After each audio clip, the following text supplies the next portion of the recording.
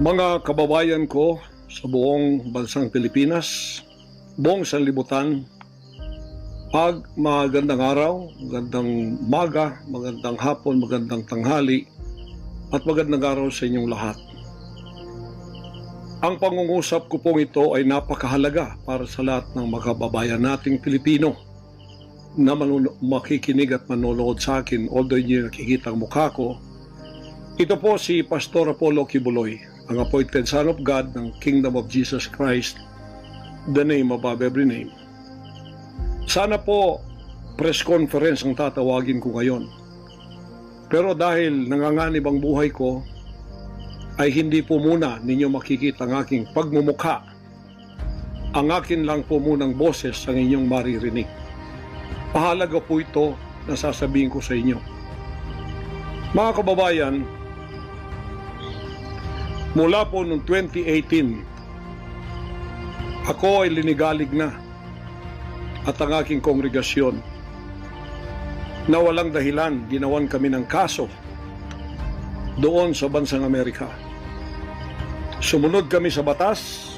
Kung kami may mga sinabi ng violations na hindi pa napatotohanan, yan po ay nasa kanilang federal court na.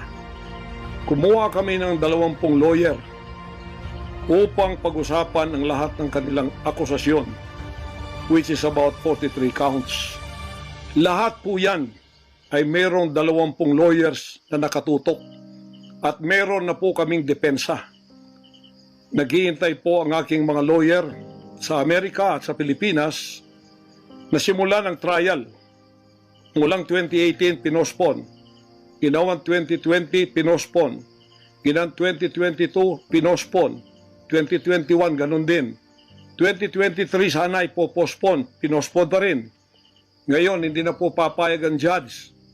November 5, 2024, talaga pong itutuloy na. Ngayon, ako naman nandito sapagkat indicted din ako.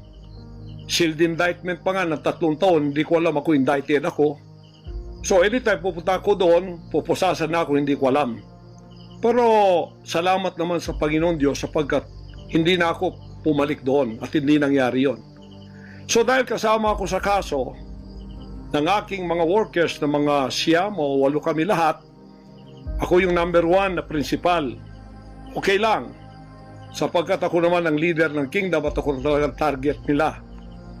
Sa anong paraan ginawa kami ng kasong hindi namin alam at mga kumuha sila ng witness, handa na po kaming lahat ng aming depensa, lahat ng aming documents ng aking mga lawyers, US-based lawyers, handang-handa na po kami. Pinopospon nila palagi, pero ngayon hindi na. Ngayon, ako dito sa Pilipinas, dahil nandito na ako nung dumating yung mga kasong yan, hindi ako lumaya sa Amerika, kundi dumating ako dito wala pang kaso. Kinasuhan ako ng naka-sealed indictment, hindi na ako nakabalik doon pero nandito na ako sa Pilipinas. So hindi po ako tumakas. Ngayon dahil nandito ako, I will use my constitutional rights for extradition na siyang treaty ng ating bansa. Yan po ang iniintay ng mga lawyers ko dito sa Pilipinas at sa Amerika. Hinihintay namin ang request ng US Embassy sa Department of Foreign Affairs. Hindi po dumating. Sapagkat kung yan pag-uusapan, i-endorse doon sa Department of Justice, wala rin doon. Hinihintay namin para pag-usapan ang extradition treaty kung paano gagawin. Handa din po ako sa kasong yan kung ako'y ma-extradite pagkatapos mapag-usapan at nakadaan na kami ng Court of Appeals, Court of First Instance at Supreme Court. Kung ilang taon yon, dapat magtiis din sila. Hindi dumating yon, hinihintay ko hanggang ngayon. Wala pong request na ganon. Ngayon, eto po ang mahalagang ibabalita ko sa inyo. Mula noong 2018 hanggang ngayon, hindi na po kami mapakali sa ating sariling bansa. Nawala po ang aming kalayaan sapagkat kami dito ay sinosurveillance. Sinosurveillance ako dito sa Pilipinas ng CIA at ng FBI. Sarili kong bansa, ako po ay nagtatago sapagkat liligwakin ako ng ganun-ganun na lang. Walang extradition, process na gagawin. Dumating po sa aming kaalaman sa mga sandaling ito from reliable sources. Correct me if I am wrong, but these are reliable sources na dumating sa akin na ayaw na raw po nila ng extradition treaty. Ang kanila daw pong gagawin ng CIA, ng FBI, ng US Embassy at State Department kasabwat ng ating gobyerno, ng Pangulong Marcos at ng First Lady at kung sino pa man ang nasa gobyerno, ako ay rendition ng kanilang gagawin. Ang rendition, ang ibig sabihin po, anumang oras pwede lang pasukin ang aking compound at ako ay kidnapin. It's not only rendition but also elimination. If it is possible, pwede nila akong i-assassinate. So, nandun po sa dalawang yun, kidnapping or assassination, killing talaga, murder. Yun po ang dumating na balita sa akin ngayon from reliable sources. Kaya, mulang 2018, alam na po namin na may gagawin sila. Hindi lang namin alam kung paano sapagkat ang iniintay namin ay extradition sapagkat yun ang treaty natin. Ngayon, ito pong gagawin nila dahil hindi na sila dadaan doon ay illegal. Kidnapping or elimination or assassination. Di po ba sa atang sariling bansa ang aking constitutional rights nawala na? Sapagkat ako po ay binigay na sa kamay ng mga banyagang ito ng ating sariling gobyerno ni Pangulong Marcos at ni First Lady Araneta Marcos. Huwag kayong magkaila kung totoo itong sinasabi ko. Angkinin nyo, kung hindi, i-correct ninyo ako. Sapagkat ang buhay ko ngayon ay nanganganib. Kahit mukha ko, hindi ko pwedeng ipakita sa inyo. Sapagkat ako ay binigay na ninyo sa kamay ng mga Amerikano. At gagawin nilang gusto nilang gawin sa akin sa aking sariling bansa. Ang aking 11 compounds, araw-gabi, sinosurveillan ng drone. Hindi po kami makatulog, hindi kami mapakali. Baka yung ginawa nila sa amin noong 2020 doon sa Amerika na bigla kaming pinasok, pinaggigibang pintuan, pinaggigibang lahat ng aming pamamahay sa loob, linigwak lahat, ay gagawin nila dito sa aming bansang Pilipinas sa aking mga compound. Saan man po ako naroroon, nandoon sila nakasurveillance sa akin at naghihintay na lang ng tamang pagkakataon upang ako ay kidnapin o kaya patayin o kaya i-assassinate na ganun-ganun na lang para mawala ako dito sa mundong ito. Na kanilang bakit ako naging hadlang, hindi ko alam. Hindi lang po yun mga kababayan, kundi ang aking leaders lahat kasama na sa elimination. Ito pong aking Board of Administrators, senior leaders, lahat po sila ay pwede na rin nilang patayin lahat. At pagkatapos hindi namin alam kung anong plano nila sa buong properties namin sa Kingdom Nation. Kahit bakit ganito sila kagalit at bakit ganito ang kanilang treatment sa akin na isang appointed son. Ang ministry ko po ay evangelizing the whole world with the Word of God. Hindi ko naman kasalanan ako'y maging kaibigan ng politikong tulad ni Pangulong Duterte, Vice President Sara. Taga Davao po kaming lahat. Lumaki kami lahat dito. Alam ko po ang aking mga kaibigan, sila.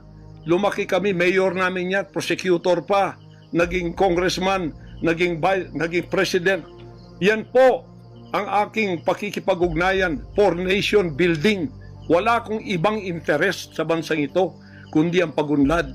Ngayon, ako po ay inuusig. Ako po ay ginigipit. At ako po ay sinasaktan sa lahat ng paraan ng mga false accusation, false allegations na ayaw naman nilang pumunta sa korte. At pagkatapos, ayaw din nilang harapin, paharap itong mga false accusers na pinaggagawa nila to destroy my reputation para idamay sila Duterte family doon sa kapupuntahan ng mga investigasyong walang kakwenta-kwenta. Hinamon ko na kayo, punta kayo sa korte. Ayaw ninyo, ikaw, Risa Hontiveros, ikaw, kayong tatlo dyan na nasa kongresong puro leftist. Hinahamon ko kayo, sabi ko, pumunta kayo sa korte sapagkat ang SMNI walang kasalanan, ginurgur ninyo sapagkat idinadawit ninyo kami sa politika. Nalis ninyo ang aming malayang pagpapahayag, ang aming press freedom, pati ang liberty ko na, ang aking freedom, ang aking constitutional rights. Wala na po. Palagi kaming nagtatago. Palagi kaming lumilingon sa likod namin sapagkat hinahabol kami. Nakapalibot sa amin ng mga CIA, alam namin yon. FBI nandyan din. Pinag-usapan na ito dyan sa State Department. At ang reliable sources dumating sa akin. Ang ulo ko po ngayon, may patong na $2 million or 100 million pesos ang ipinatong sa ulo ko. Baka yan ay madagdagan pa kung may maunang makapatay sa akin. Ano ang nangyayari sa bansa natin? Ngayon, mga kababayan, ay meron pa pong gagawin daw sila sapagkat meron na daw silang search warrant. Pagkatapos daw, isi-search ang aming lahat ng compound. At hindi daw kami papayagan na merong witness na sasama. At ang balita namin, kung ito'y totoo, sa reliable source ay nagsasabi na paplantingan daw kami ng bomba, guns, and drugs sa aming mga compound. Yan po ay aming babantayan. Sinabi ko na po muna sa inyo dito sa live na to para kung mangyari man ang mangyayari, sapagkat wala po kaming ganon, ay sila po may kagagawan nun. Ganito ka-evil ang kanila po mga pag-iisip sa ngayon, masyadong desperado, aywan ko kung bakit. Kung kayo nasa katotohanan, nasa kapangyarihan, bakit kayo natatakot? At huwag ninyong pasamahin ang aming mga abogado para sumama sa inyo sa pagsisearch. Kaduda-duda na yon. Hindi po pwede yun. Maano tayo? Bansang Hapon ng panahon ng giyera? Ano to, panahon ni Hitler? Na wala kaming pwedeng lawyer na sumama sa inyo? Kayo-kayo lang? Pagkatapos, pwede nyo kaming barilin pagka kami nakikipag-usap na kailangan may witness para kamerahan namin ang ginagawa ninyo na wala kayong lusot kung meron kayong gagawin na kabulastugan. At pagkatapos, ipapatong ninyo sa amin. Pagka ito'y totoo, we will resist you. Hindi kami violent, pero hindi kami papayag na wala kaming mga witness na sasama sa inyo. Lawyer at saka barangay captain ang hinihingi namin na magiging witness sa lahat ng search na gagawin ninyo sa lahat ng aming pamamahay, kwarto o kung ano. At may lawyer kaming titingin muna sa inyong dokumento kung ano ang isi-search nyo. Kung anong bahay, kung anong compound, kung ano lang ang dapat nyong gawin at ilang oras. Hindi to open-ended eh. Kailangan meron sisisi namin ng judge na gumawa ng search warrant na ito pagka hindi ninyo nirespect ang aming constitutional rights. Huwag ninyong tapakan ng aming rights. Hindi din namin tatapakan ng rights ninyo bilang kayo ay nasa batas. Igagalang namin yon. Pero igalang din ninyo kami kasi meron kaming mga narinig na ginawan ninyo ng mga ebidensyang peke. Tinamnan ninyo pagkatapos ipapatong ang kaso sa amin. Religious community po ito. This is a spiritual community. Once tumapak kayo dyan sapagkat kayong nagdadala ng batas, respetuhin ninyo. You are on holy ground. Yan po ay mahal na mahal naming banal na dako. Huwag ninyong lapastanganin. Pero hindi namin kayo pipigilan kapag may search warrant kayo. Pero hindi kami papayag na hindi kami makakasama ng kasama namin, hindi makikialam sa inyo, titingin lang sa lahat ng gagawin ninyo. Kasi hindi na kami kumpiyansa sa gobyernong ito. Gagawa sila ng paraan para kami ay bigyan ng kasalanan. Yan po, babantayan natin yan. Pag hindi sila pumayag, then siguradong magpa-planting sila ng evidence. Pag pumayag sila, then fair ang laban. Hindi namin sila pakikialaman, titigin lang ang aming mga witness na mga lawyer at saka barangay captain. At kung sino man ang mga witness na nandoon mula sa aming side, kasi nandoon sila. Hindi na pwedeng gawin wantonly ang kanilang gagawin doon sa aming mga compound na wala kaming witness, because they can do anything to implicate us, to plant false evidences and charges against us. Ganon ang aming mga paningin dito.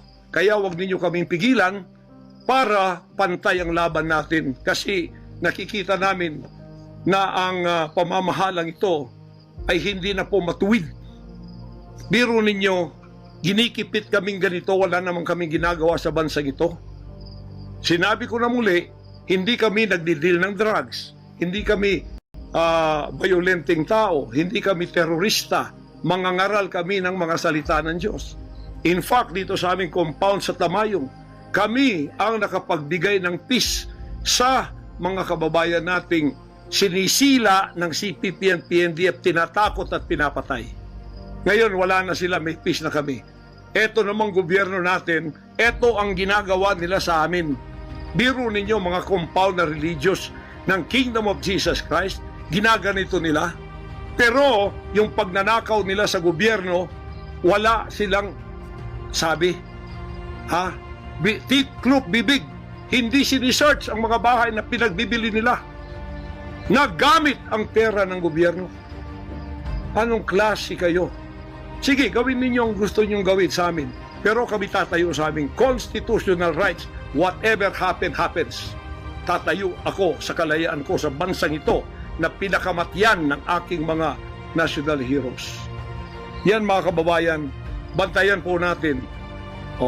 Hindi po ako magpaparesto sapagkat ako po ay siguradong papatayin. Kasi rendition na ang kanila, hindi na po extradition. Kaya wala na akong kalayaan at wala na po akong depensa sa sarili ko, kundi ang Panginoong Diyos lamang. Kung paano itinago ng Diyos si Elijah sa evil woman na si Jezebel, nang nagpakain sa kanya ay mga ibon na lang, ganon din ang gagawin ng Diyos sa akin. Hindi ako ibibigay sa kamay ng masasama pag ganito ang pamamahala. It's an evil, unrighteous administration. I am telling you that. Bantayan natin to mga kababayan ko. 73 years na po ako. Magse-74 years na ako dito. Lahat ng administrasyon na daanan ko na.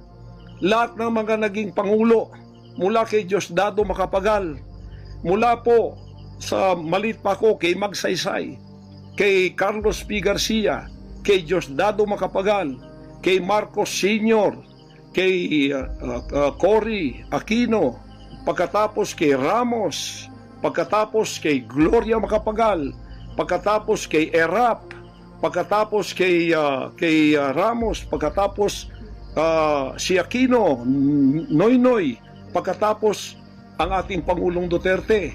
Wala po kaming nadaanan ganito na ginikipit kami sa aming sariling bansa ng mga dayuhan na kasabwat ang ating pamahalaan na aking sinuportahan pa naman noong nakaraang eleksyon. Tandaan mo, President Bongbong Marcos, First Lady Lisa Marcos, pati ikaw, Martin Romualdez, hindi kayo dyan ngayon kung hindi kayo tinulungan ng SMNI at ng buong sangkatauhang Pilipino. Naniwala sila sa amin sapagkat ang SMNI lamang ang may credibility noong panahong yon hanggang ngayon. Ngayon, anong ginawa ninyo? Pinaggagawan ninyo kami ng kasalanan, inilagay ninyo kami sa kahihiyan, pagkatapos ibinilanggo pa ninyo ang dalawa naming mamamahayag, pagkatapos inaapi ninyo kami ng ganito-ganito lang. Ang aming pong tolerance, it has come to the rim. Our tolerance has been to the roofs already. Alam ninyo, hindi na po biro itong nangyayari sa bansang ito. Kung pababayaan po natin ang ganitong mangyayari ng mga dayuhang tulad ng Amerikano, CIA, FBI, State Department, US Embassy, gigipitin tayo with the connivance of our own President and First Lady and other members of the Congress.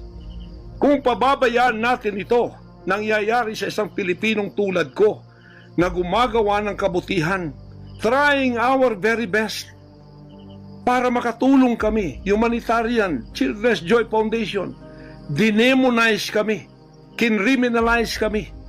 Biro nyo, ginagawa niyo dangerous criminal organization ang Kingdom of Jesus Christ. Buong sanlibutan ang akin pong 38 years na munga ng mga 6 hanggang 7 milyong kaluluwa na niwala sa katuwiran at nagbago ang buhay. Ngayon, ginaganito niyo ako ng dahil sa inyong politika na ang aking itinataas naman ay mga lider na tama tulad ni Duterte. Kasalanan ko ba yun na maniwala ako sa isang lider na matuwid at akin siyang itaas? Pagkatapos ganito kayo kadesperado para ako'y patayin at ang lahat ng aking mga senior leaders papatayin din, hanggang yung mga leaders na pwede pang pagkatiwalaan papatayin ninyo, and then you take over all of our properties and compound. Pagkatapos lilinlangin ninyo ang mga tao, pagkatapos magtatayo kayo ng sariling korporasyon, i-incorporate ninyo doon ang lahat ng properties na pinaghirapan, blood, sweat, and tears ng aking mga members all over the world. Tapos biglang-bigla ililipat ninyo doon sa inyong bagong korporasyon at pagkatapos itataas ninyo ang kamay ng isang tao tulad ni Bandari at sasabihin ninyo, ito ang leader ninyo ngayon. Ano ang Kingdom of Jesus Christ? Political government? Hindi po ganon. Mangyari ng mangyayari. Hindi po papayagan ng Panginoon Diyos ang mga bagay na itong nangyayari sa ating bansa sa mga sandaling ito. Kung ako, mabuting tao, kung ako nangangaral ng katuwiran, kung ako tumutulong ng kusang loob at hindi nagpapautang loob kanino man, ginaganito ako, sino pa kaya kayo, mga kababayan ko? Bumukas na po ang mata natin, magkaisa na tayo at alisin ang evil administration na ito na siyang ginagamit ng masamang espiritu upang ang kadiliman ay bumalot sa buong bansang Pilipinas. Alam ko, mahal ninyo ang Pilipinas, mga Pilipino. Naghihintay lang tayo ng tamang pagkakataon. Meron pa bang ibang pagkakataon? Tingnan niyo nangyayari sa Kongreso. Tingnan niyo yung korupsyon.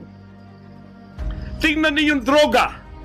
Mismong ating presidente, mismong kanyang pamilya, inakusahang druggists, inakusahang mga drug addicts. Wala tayong ginagawa. Mismong Pangulong Duterte na nagsabi niyan. Mismong naririnig natin araw-araw, durugista siya.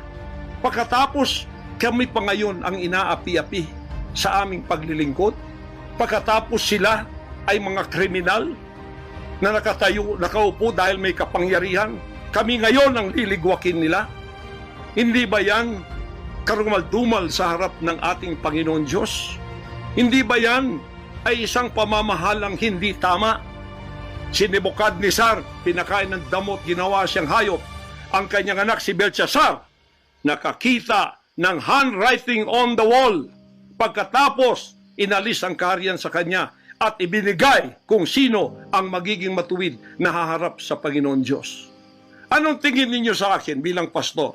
Dinemonize. Ang reputasyon ko pinagsisira. Ngayon, hindi na ako buhay. I am a living dead. Kung walang Panginoon Diyos sa akin, pinatay na ako sapagkat lahat ng gadgets nasa sa kanila. Lahat ng gadgets ng Amerikanong yan nasa sa kanila. CIA, FBI, at sino pa ang kanilang mga galamay dito na pinagbibili na nila. Ako, hindi ako drug lord. Ni minsan hindi ako nakatikim ng droga. Mulang-mula pa, inialay na ako ng aking ama na maging isang ministro ng banal na kasulatan. Hanggang ako'y lumaki, hanggang ako'y naging 74 years old, hindi ko po na-enjoy ang aking kabataan sapagkat hindi ako nagliwaliw. Ako po'y nangaral. 50 years na ako nangangaral. 38 years in the kingdom ministry. Ni isang sigarilyo hindi tumama sa bibig ko. Ni maliit na bisyo, hindi ko pinasok. Ako po ay hindi nag-asawa. Ngayon, inaakusahan ako ng napakaraming babae. Ito po ang kasalanan ko. Pinayaman ako ng Panginoon Diyos, akala nila sa akin. Single ako, kaya pinag-aagawan ako. Pagkatapos na ako ay maghihindi, mapapahiya, ibabaliktad nila sa akin. Yan ang tinatawag kong Potiphar's wife syndrome. Hindi po ako nagsasalita ng ganito kasi mapahiya ang mga babaeng yan. Nag-aagawan sila. Mahirap man sabihin. Pinag-aagawan nila ako dahil nananawagan sa mga magulang, mayaman na tayo pag nangyari to. Sabi ko, hindi mangyayari yan kasi dedicated ako eh. Napahiya, ngayon binayaran at ngayon binabaligtad ang lahat ng istorya. Mahirap pong sabihin ko ito kasi masisira ka ng pagkababae. Napilitan lamang ako sapagkat ang buhay ko po'y nanganganib. Anytime pwede na akong kidnapin kung nakita ang aking lair, ang aking hideout. Anytime pwede na akong ligwakin. Ang aking mga BOA leaders, hindi na po natutulog sa compound. Kung saan-saan na lang po mga membro kami natutulog. Doon sa mga payak na mga bahay, doon sa mga bahay na hindi kilala. Sapagkat lahat po kami nakalista na, napapatayin, gugurgurin. Wala po silang takot kasi nasa kanila daw ang kapangyarihan. Mahal kong kababayan, nagtatago ako sa kakisariling bansa. Sariling mga compound namin na pinaghirapan. Hanggang kami na ako saan nagpapalimos. Pero yung amin pong sinusulisit, tingnan ninyo ang humanitarian na ginagawa namin. Ni 5 wala kaming ninanakaw. Yung mga volunteers ko, walang sweldo. Araw at gabi. Sapagat nakikita namin ang mga kabataang Pilipino, pinabayaan ng mga politikong yan. Kami po nagsasacrifice para mapakain sila, mapaaral na wala pong bayad. Pagkatapos, ang kababayan nating nalipusta, kalamidad, walang tumutulong. Kung may tumutulong man, politika at may kabayaran.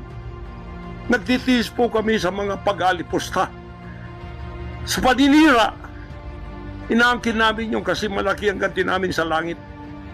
Ngunit pagka nakasalalay na ang ating mga kalayaan, lalo na sa kamay ng mga banyagang ito, na wala naman tayong ginawang masama sa kanila, tumutulong pa ako sa Amerikang yan. Nagdodonate ako doon sa malalayong lugar tulad ng Apalachian na hindi nakapag-aral ang mga bata. Bumili kami ng napakalaking library para sila'y makapag-aral. Mga Amerikano po yan. Kinikilala ba nila yon? Kung nagseselo sila sapagkat ako'y umusbong sa bansang Amerika, problema na po nila yon. Kung ako'y binigyan ng ama ng isang sasakyang panghimpapawid para hindi ako madelay sa aking worldwide na gawain, kasalanan ko ba yun? Kung ako binigyan ng pampalipad na helicopter dito para mapuntahan ko lahat ng aking satellite sa buong Mindanao, Pilipinas, kasalanan ko ba yun? Kasalanan ko ba na ako'y magkaroon paralan para makapag-aral ang mga bata na walang bayad? Kasalanan ko bang mayroong SMNI para hindi mabayaran? At pagkatapos itong salot na CPP-NPA na marami pinatay ng mga members ko, ministro, at iba pang mga inosenteng Pilipino for 54 years ay magsasalita ng katotohanan na hindi natatakot. Ngayon kami ang tinatakot ninyo, nililigwak ninyo. Anong klase kayo? Kung hindi kayo tatayo ngayon, mga kababayan ko, sapagkat ako'y living dead na, wala nang kwenta itong buhay ko, iaalay ko ito sa bansang Pilipinas. Ako ang mamumuno upang tayo ay magkaroon ng kalayaang muli. Unang-una sa akin, sa aking kababayan, sa Kingdom Nation, sa aking mga leaders na papatayin din, at sa lahat ng Pilipino nagmamahal ng kalayaan. Tatayo ako! At ako ang mamumuno sa bansa ito para sa katwiran at takot sa Diyos, para ibalik ang ating kalayaan at ang ating kaligtasan mula sa kamay ng mga banyaga na pinakamatyan ni Rizal de la Bonifacio. Gayon ang panahon ng pagtayo. Ayaw ko pong gawin ito. Hindi ako politiko. Ang misyon ko ay isang pastor, isang alagad ng Diyos. Appointed son, magligtas ng kaluluwa. Ngunit hindi nyo kinilala yun. At ngayon sinisikil ninyo ang aming kalayaan na ma-enjoy namin ang labor namin for 38 years. Blood, sweat, and tears. Ang gabi ginagawa naming araw. Hindi kami nagmolestiya ng ibang tao. Lumago ang bansang Korean. Ngayon, you are envying in jealousy. Gusto niyo kaming i-put down. Mapipilitan akong pupunta at mamumuno sa bansang ito para sa katuwiran. Sasabihin ko sa inyo, pag ito'y kalooban ng Diyos, gagawin ko. Ngayon din, sapagkat ang buhay ko ay wala ng kwenta. Papatayin din naman nila ako. Ngayon, tatayo na ako para sa kalayan nating lahat. Mahal kong mga kababayan, ito po ang mahalagang mensahe ko sa inyo sa mga sandaling ito. Hindi ko po uurungan ang sinumang gumagapi sa bansa ko at sa aking kalayaan na ako mismo nagtatago sa aking sariling bansa within 74 years. Hindi po nangyari ito ngayon lang. Pangulong Bongbong Marcos, akala ko matuwid ka na tao. Ikaw, First Lady, akala ko matuwid kang tao. Totoo ba yung ginagawa ninyo riyan na meron kayong mga sex orgies at meron kayong mga drug session na nagliligwak kayo ng drug, sumisingot kayo ng drug habang nagsesex orgies kayo? Totoo ba ito? Totoo bang kayo ay may mga session ng nagarkila kayo ng mga voodoo expert from Africa, pagkatapos mga witchcraft sa India, at ang inyong session Martes, at pagkatapos Biyernes dyan sa Malacanang upang inyong aswagin, i-witchcraft ako, Vice President Sara at Pangulong Digong at ang lahat ng tutol sa inyong paglilingkod. Biro ninyo, naging demons na kayo. Nag-devil worship na kayo kung totoo man ito. Nag-devil worship na kayo kung totoo man ito. Para lang kayo ay manatili sa kapangyarihan. Para lang kayo ay humawak ng aming pera ang hindi ninyo pinaghirapan. Kami po ay nagbibigay ng taxes. Lahat ng aking kingdom materials from China, may taxes lahat yan. Milyon-milyon ang aming binabayad. Ngayon, ginagawa pa ninyo sa amin ito? Matuwid ba kayo? President Bongbong Marcos, Lisa Marcos, makinig kayo. Totoo ba na gumawa kayo ng aksyon kasama ng FBI na ako ay nyo nang ipaligwak at binigay sa kanilang kamay? Kaya't sila'y gumagawa ng ganito with impunity sa aking sariling bansa. Kung ganyan ang ginawa ninyo, I will not honor you. I will not respect you because you did not honor me and you did not respect me. You are no longer worthy to be our trusted leader. Mabuti pa hanggang maaga pa, Bongbong Marcos, Lisa Marcos, Martin Romualdez, bumaba na kayo sa posisyon. Mag-resign na kayo sapagkat hindi hihinto ang tinig na ito habang naririyan pa kayo. Mga kababayan, tatayo ako sapagkat patay naman lang din ako. Tatayo ako hanggang buhay pa, hanggang may hininga pa ako para sa natitirang buhay ko ay magkaroon naman tayo ng boses at magkaroon ng kahit munting kalayaan na lang mula sa mga banyaga na kasabwat ang mga makapiling Pilipinong ito na itinayo natin sa kapangyarihan. Akala natin ay maasahan natin sila. Mga demonyo pala. Sorry to say that, but that is the truth. If that is not the truth, then tell me. And you cannot judge me. You cannot condemn me. I am dead already. I am a living dead in your book. CIA, FBI, State Department, USA. Gawin ninyong gusto ninyo. Ngayon na nakapagsalita na ako, lalantad na ako. Hindi na ako natatakot. Ako ay handa sa glorification. Kung ang glorification ko ay mangyayari maging glorified body ako, hindi ko tatablan ng bala. O kaya, tatablan pa ako sapagkat hindi pa nangyari yon. Handa na akong humarap sa mga bala ninyo. Basta't ito ay nasabi ko na sa social media, huwag ninyong ligwakin ito para sa bansang Pilipinas ito. Mahal ko po kayong lahat.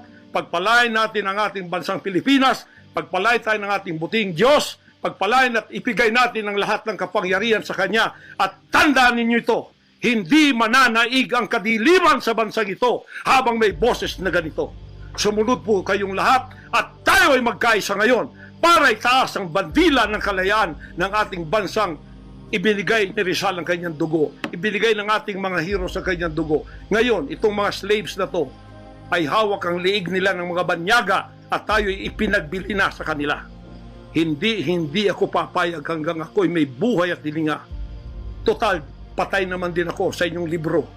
Okay na ako sa buhay ko. Masaya na ako. Meron na akong accomplishment. Handang-handa naman ako pumunta ng langit noon pa. 50 years ago, I was ready to go to heaven because I have been there thousands of times and I saw my mansion there. Nandito lang ako para sa aking bansang Pilipinas, para sa kaligtasan ng mga kaluluwa sa buong sanlibutan. Yun lang ang dahilan kung bakit ako narito. Pero natatakot mamatay? Hindi po. Sapagkat ako'y nasa Kanya at siya'y nasa akin. Ano man ang mangyayari sa akin tulad ng aking amang si Jesus Christ, ipinako sa krus, ay handa po akong mag-alin ng aking buhay sa isang worthy cause na sinasabi ko dito. Magandang gabi po, magandang araw sa inyong lahat. Hanggang dito lang, pagpalain tayo ng ating dakilang Ama. Sa Kanya lahat ang kapurihan at ang kapasalamatan at ang kaharian magpakailanman ay mananaig dito sa ating bansa at sa buong sanlibutan. To God, our Jesus Christ, be the glory forever. Amen.